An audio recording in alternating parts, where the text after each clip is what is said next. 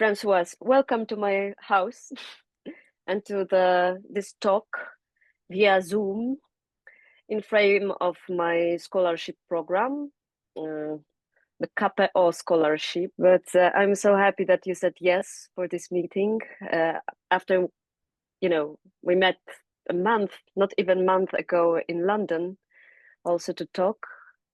So could you say something about you? Yes. So I'm an actor, but I also direct, and I am a voice teacher, a voice coach. So that's three main activities. I'm from Belgium originally, but I live in the UK now. I've been here for almost 15 years. I trained in Liège, where the head of the school knew Kristin Linklater, and it's through him that I was able to encounter Kristin in the 80s, and I did a workshop with her because I had voice trouble. So I was really interested in voice through my training, I know, because I felt it was not working. And there was this kind of miracle somehow that he was the one he had invited Kristin in the 60s in Brussels, and then the 70s in Liège, and the 80s. So that's it. And I started this voice work for myself as an actor for many years. And I started to teach very quickly because nobody was teaching voice in Belgium. But I think I really became even more skilled when I moved to England almost 15 years ago, because finally I was able to do everything. Because in Belgium, it was always very partial, my teaching. So, so that's me already into voice teaching. Yeah, it's a very long story because it's almost 40 years that I met Kristin. In 2020, it was in 1985. So okay, I was not in the world even. No. And Kristin was 50, and so there is a generation between her and me, and like a generation between you and me. Yes, probably, yes. So, and of course, and you as a designated Linklater teacher, and I believe that's one of the reasons why we have met. It was a few years ago when I went first time to Kristin, to Orkney, to Kristin Linklater Voice Center to meet her and learn from her on my first Linklater voice workshop. And then because she told me about you, so I so found you. Yeah, it was 2017 or 2018, because that's when I was teaching those Linklater workshops in London. Those 2 years, I checked recently. So one or the other, 2017 or 2018, Okay, yes, that's how we met. Yeah. That's how we met. And you were generous enough to invite me for your evening classes in London. Yes, and that's how our relation started. And then you became my mentor teacher, preparing me for my audition and then to the process of designation as one of the teachers. So yes, how grateful I am. How proud I am of you.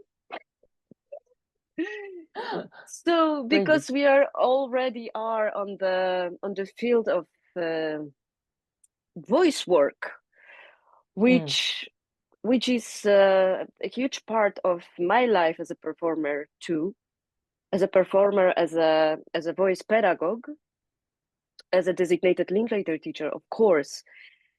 So it makes me think about the voice as a very important topic in performers training.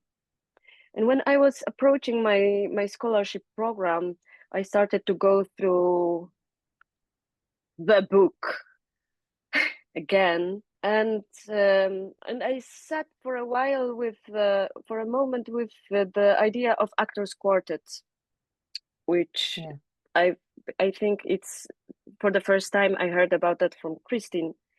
So the actors quartet, the body, voice, emotions, and intellect, conducted by the creative imagination.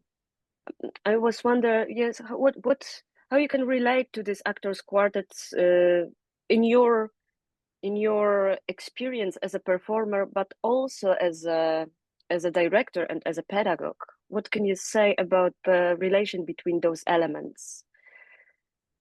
I suppose when you say you use the words you've used, which is body, voice, intellect, emotion, I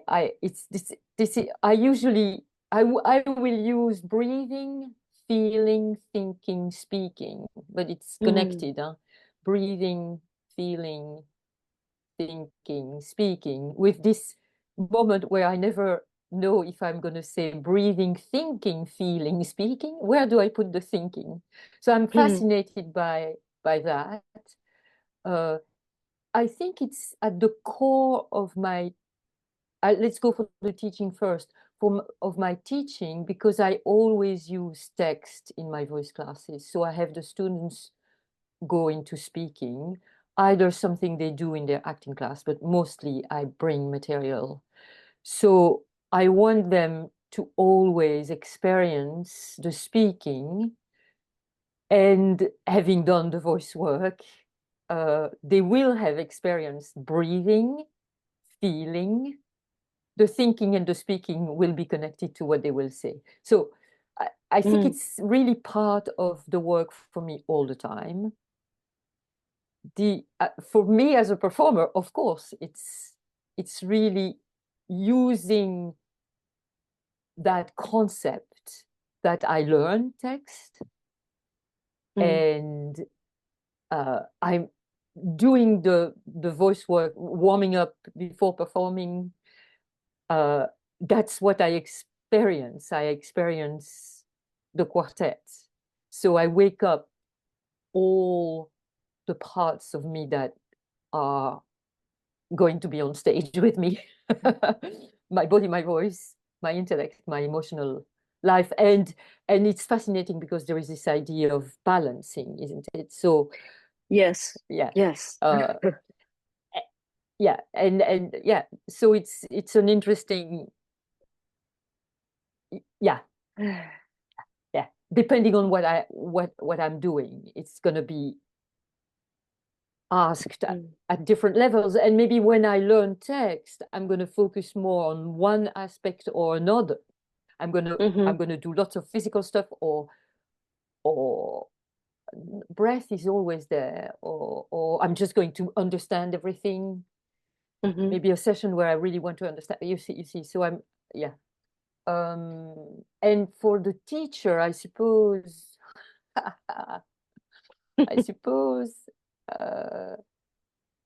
I usually I will warm up a little bit before teaching. And that's also how I can feel that I'm fully present with the students. And if I have not warmed up, when I start teaching, and let's say I start with a warm-up, which is very often the case, whatever the part of the progression, that will bring me into the balance between breathing, feeling, thinking, speaking that I'm looking for. So it's really part of me now, I think. It's part of me. It's kind of integrated. But I would say what I'm experiencing is there is a difference with the French and the English. I have the sensation of integration in the English. I have more work to do with the French. When I rehearse in French, I think I have still questions there for some reason, because the intellect seems to be dominating still in French. Strangely enough. There is something a bit mysterious there that I'm interested in. Yeah, I don't know. It's a lot. I've said a lot now. Does that make sense? Yes, absolutely. Because I believe it is a lot.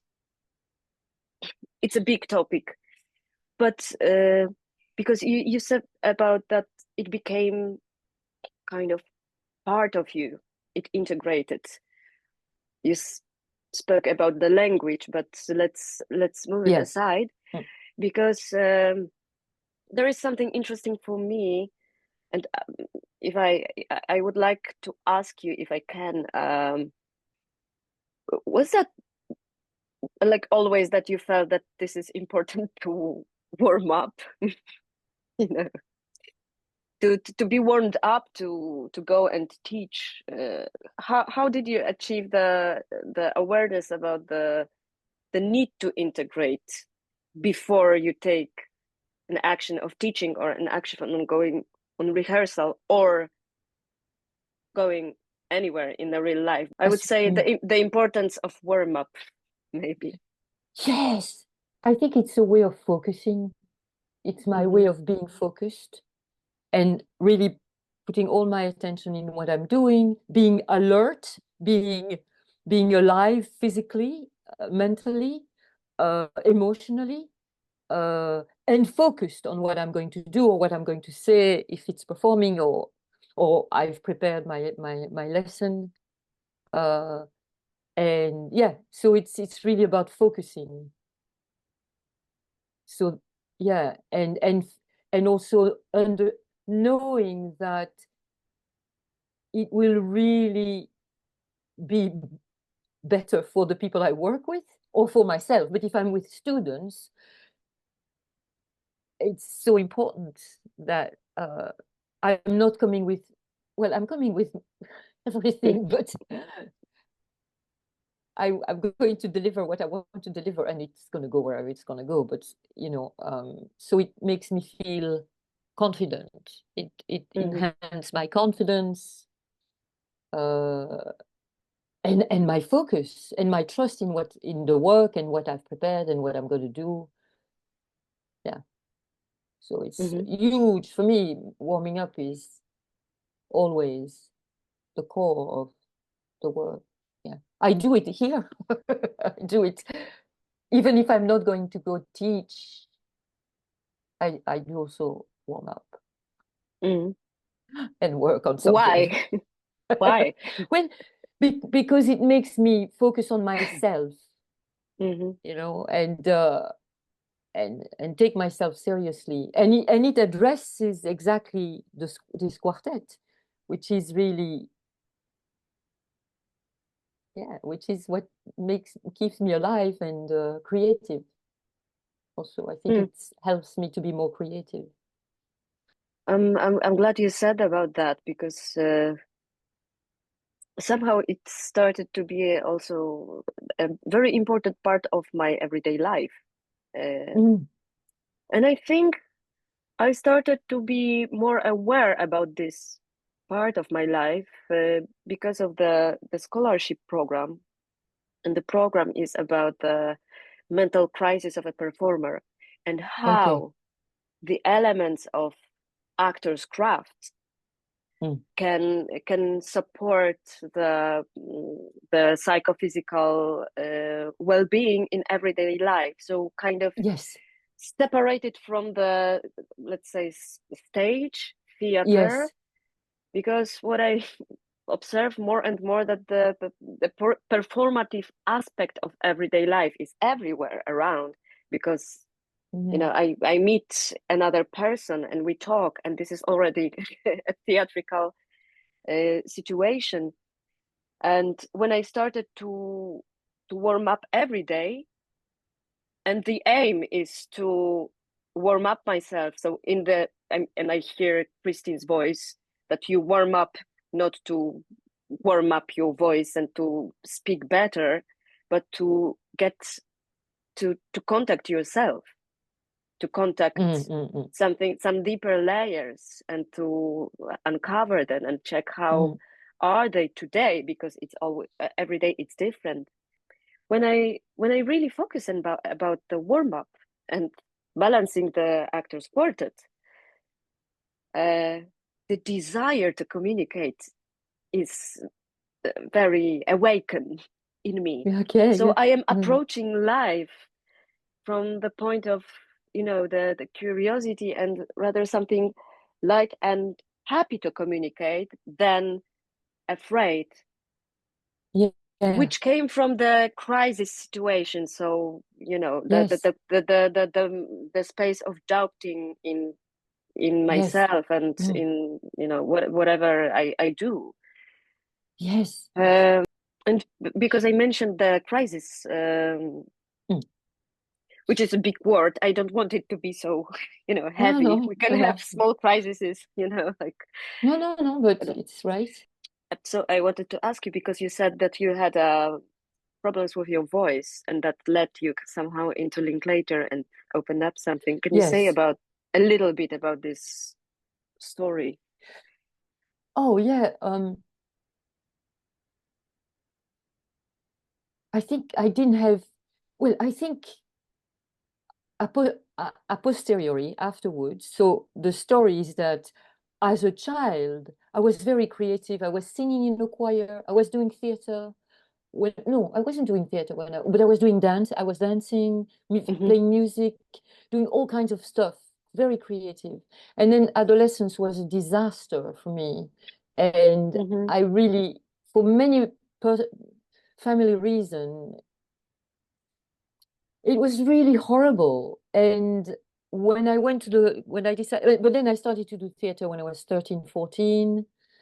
But I always felt I was pushing, but I loved the classes. I was doing that 2 or 3 times a week for years. And finally I said I want to do that. And anyway, it took me a little time because my father didn't want it. But anyway, my teacher in the countryside where I lived, he had been in Liège Conservatoire, and he took me there to see it. He was really nice, this guy. He really helped me. But then during my training, 3 years training, I was really suffering with voice problems, and there was not enough work on the voice. It was very, very superficial. So when I started to perform, but I was lucky enough to perform, and I had, I was very busy, but I was suffering of headaches. I wasn't happy because I couldn't control my voice, which is really this obsession that young actors have. How can I control, right? And I was quite desperate. So meeting Christine and having an intense voice and movement and text workshop, all of a sudden I really had this moment where she rolled my head around. I was speaking text after 4 days of intensive work, and I felt I could connect. My breath was connected, and I was speaking, and the emotions were coming through. I didn't have to push. It was amazing. It was life-changing, absolutely life-changing. So I finished that workshop. I was in a state of ecstasy, and I was ready to do the work because I could feel. It was so, it just blew me completely. And I think I was probably the one who was most affected by this workshop. Other people as well, because it was very, very impressive. But I was very young still and a young performer. So I started to do what I could, and then anyway, it developed. And then I trained, and I went to work with Christine, etc. She offered me a scholarship, blah, blah, blah. I created a play after that for myself. I mean, my creativity was initiated, etc. So it was really, but all that, I thought about it afterwards. I didn't realize when I was exploring all that, experiencing all that, those connections. But I had a few crises later on. And I want to say something about voice work and crisis. Please. In my early 30s. So I was already doing some teaching, but it was 2 or 3 mornings a week, which was good because then it means I was doing the voice work for myself. But I was doing this play, and I was performing quite a lot at that time. And I was really desperate to be offered always the same kind of roles of young women who were raped, who would commit suicide, who were sacrificing themselves. and I really had this moment. I started therapy. I was like, why am I doing this? And then I started to direct. That's why I started to direct, because I was like, I'm sick and tired of doing this classical shit where I reproduce those stories where women are servants or blah, blah, blah, blah, blah. So that's one of the big crises. But I was working on my voice, and I was quite happy about the work I was developing. And then I had children at the same time, and then I had another long crisis in my 40s that was really bigger and bigger.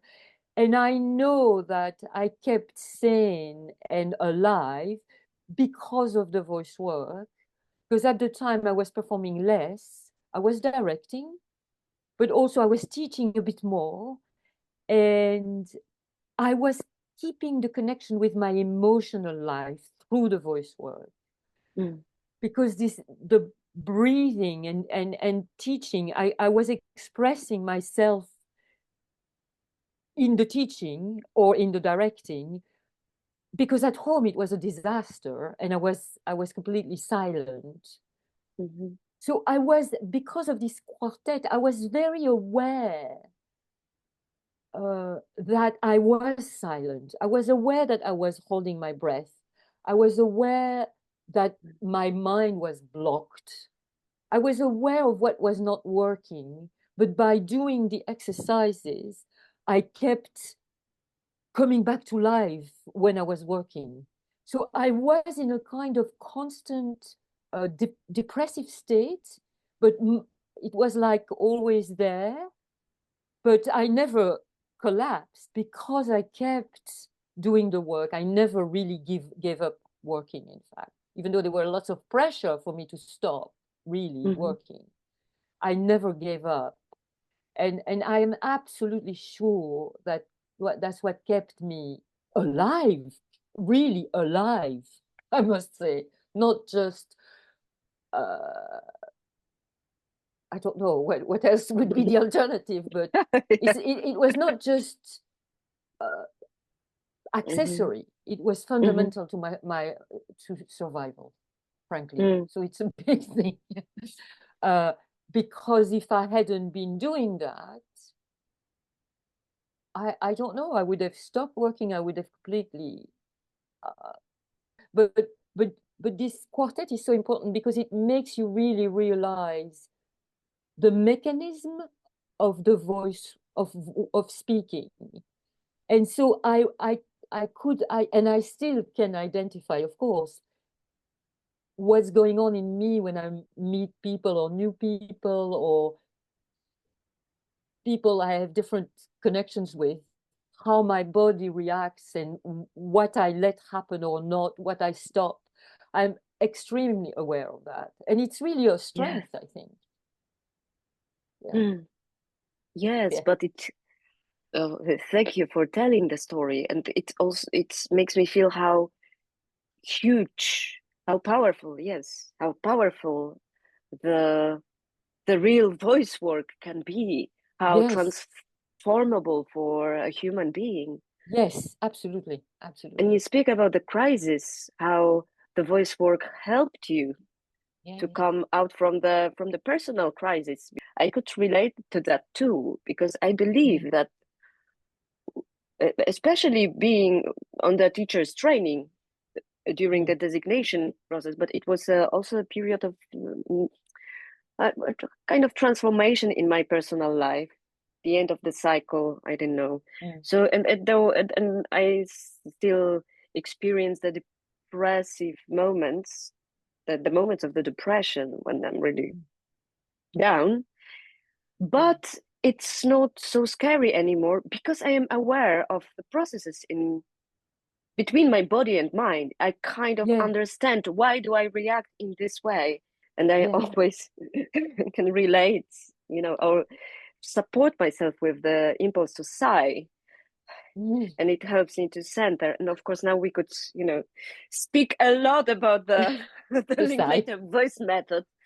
and yes, how helpful it can be, because I truly believe in that. And that's why I think the voice work is really important in humans' life. Yeah. When we look at that in a holistic way, it's a very fancy word now, but in a holistic way, so that yes, there is a breath, there is vibration, there is body, there is understanding, there is speaking, there is imagination. This is voice. If you could imagine the situation where a performer is in this gap, and the person is in the gap between, and having a project. Now it's the gap between without any project. I don't know, the theater play, rehearsals, trainings, nothing is happening. And sometimes this is the period of time where there is a shock in the performer's body mind, because nothing is happening, and the fear of missing out is coming, is everywhere. And this kind of fear that there will be not another proposition, job, kind of terrible thing to experience. So what does it mean, to be a performer? Because if we rely on the actors quartet, and this is the human's emotions, body, voice, intellect, imagination, not the kind of actor that the person becomes. It's the same voice, it's the same body. So I am a performer even if I am out of job right now. So how can I stay alive and nourish my performers' body mind to stay awakened, to not be under this fear that I'm useless, Yes. Well, I usually tell students, if I have students, I tell them, don't wait for somebody to propose you something. Start something with other people also, because otherwise you're alone in this huge field of a kind of minefield of competition. There's this huge competition. So I always encourage people to be proactive. Don't wait to be called.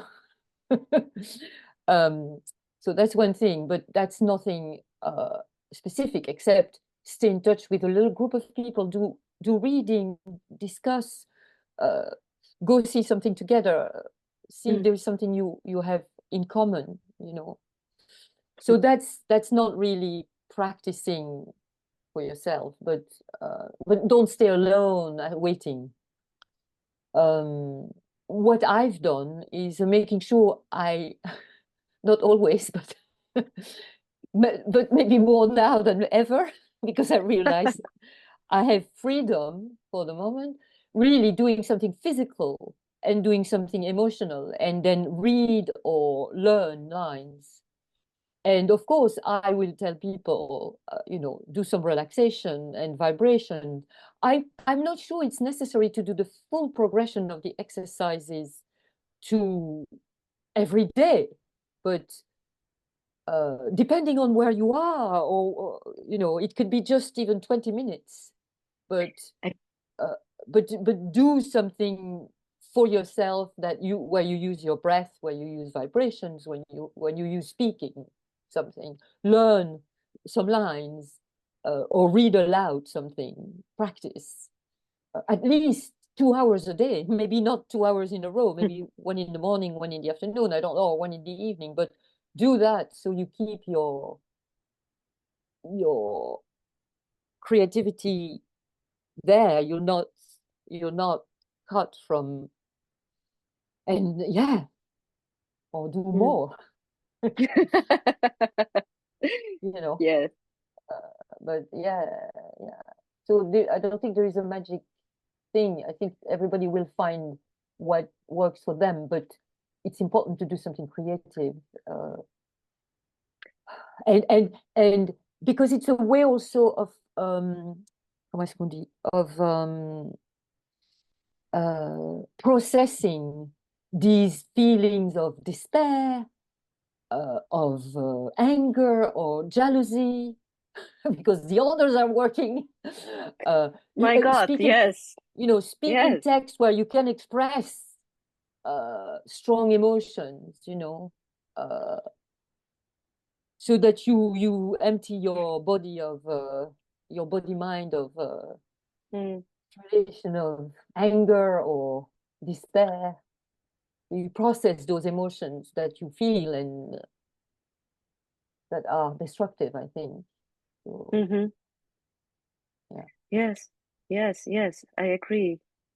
It's like to really never stop the training if this is an important part of performer's life. But it's not about terrorize yourself that you have to do, no. this amount of training. Like if you are doing less, you are nothing.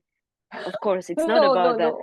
But the idea of practicing, and that's the practice, I believe, should not cut a person from life.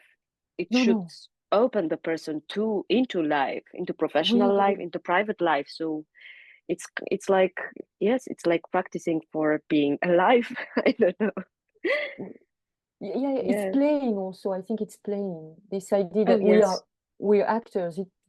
So see it like playful, doing something that's playful. Like because that's what I experience in life. I'm much more playful. As you said you're also an actor in life. Yes, of course, I'm a performer in life. I realize that I don't stop. I'm always inventing and comedian, making Simon laugh. And me, Dom, yes. We laugh a lot, actually, since I'm training every day. I think it works. You see? I think it works. Good. Well, okay. That's it. The other question I would like to ask you, like to kind of close this meeting and sharing thoughts, it's so where and when we could find you leading a work, or how to learn from you in the nearest future, Francoise. Well, maybe in Poland. Yeah, well, I'm accepting little jobs for money that are teaching voice, but I'm going to do for myself. I really want to focus on myself. So, but I'm going to go back to Brussels regularly and start reteaching in French. I want to do that because I want to do the book and all that, so I need to practice my French teaching. Yes. You mean the translation of Freeing the Natural Voice into French? Yes. Yes, but also something you need to be part of, if possible. David Johnson, who is still working for Lambda, was telling me a month ago, in June, Christine will have been dead for 5 years. Yes, I know. So he wants to organize something at Lambda, and I want to help him. A kind of day or weekend of the Linklater community who wants to come and join, to exchange practical stuff, to talk about stuff, but practical, because you have to be there if possible. That would be good to have you with the sighing, singing. But yeah, leading some workshops and organizing some stuff. And we want it at Lambda because that's where Christine trained. And Iris Warren worked, and he's still working there, so hopefully Lambda will accept that. But I think it's a good idea to do that. I feel like, oh yeah. I'm happy. I would be happy to do that. Yes, that sounds great. Well, yes, okay. And then I hope, because I don't know yet too, but I hope I will have a pleasure to bring you back to Poland, to the Grotowski Institute, and so you could share your approach to performance work also here, which will be very, very precious. Okay. Well, so I cross my fingers for plans. Yes, and let me know how your research is going, and I hope you have what you wanted, and because it's so exciting to hear you talk about it. It's I don't know. I have a moments of being very shy about this because it's big. I believe in that. I believe in what I wrote. I know it's nothing new, but I believe in that, and I am the what's the word? I am the change I'm writing about. And that's the most important thing for me, you know. This is what I wanted to check. So so I think, you know, I will I will reach the deadline with this interviews, with writings, something. I will record some exercises which I believe are good to do every day, and then I will keep going, and I will practice every day, and maybe one day someone will invite me to theater to play something, then I will be ready. But if not, I will be happy. Not depressed anymore. Oh, wonderful. Oh. No, but you know, and writing is so important. I'm doing lots of it. And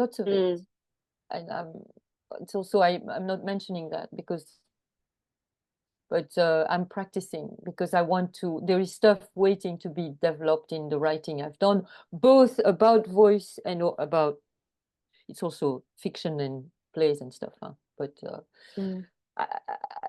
I want to leave something behind, and I think writing, I mean, it's wonderful if you do that. It's great. It's all good. I trust that. I trust you completely.